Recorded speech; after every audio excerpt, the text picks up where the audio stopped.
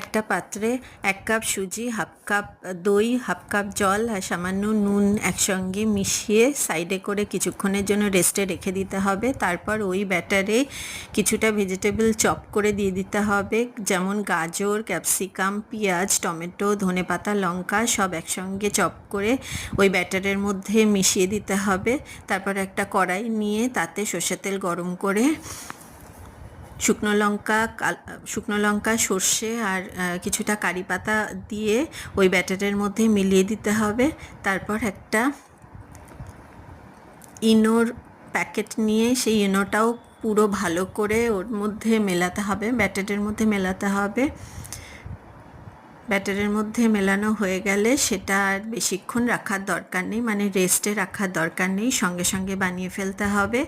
এরপরে একটা তাওয়া গরম করে তাতে কিছুটা সাদা তেল দিয়ে ওই 1.5 চামচের মতো ব্যাটার দিয়ে দেখো উত্তাপামগুলো খুব সুন্দর করে এরকমভাবে ভেজে নিতে হবে। এপাশ ওপাশ করে এপিট ওপিট করে সুন্দর করে লাল লাল করে ভেজে নিতে হবে। এরকমভাবে সবকটা উত্তাপামই আমি বানিয়ে নেব। এটা তোমরা টমেটো কেচাপের সঙ্গে বা লাল চাটনির সঙ্গে সার্ভ করতে পারো। আমি এখানে নারকেলের চাটনির সঙ্গে সার্ভ করেছি। নারকেলের চাটনিটা আবার কোনো একটা ভিডিওতে তোমাদের দেখিয়ে দেব। তো আজকে এই অবধি থাক। তোমাদের ভিডিওটা কেমন লাগলো অবশ্যই জানাবে। যদি ভালো লেগে থাকে তবে অবশ্যই একটা লাইক, কমেন্ট, শেয়ার এবং অবশ্যই তোমরা সাবস্ক্রাইব করে দিও।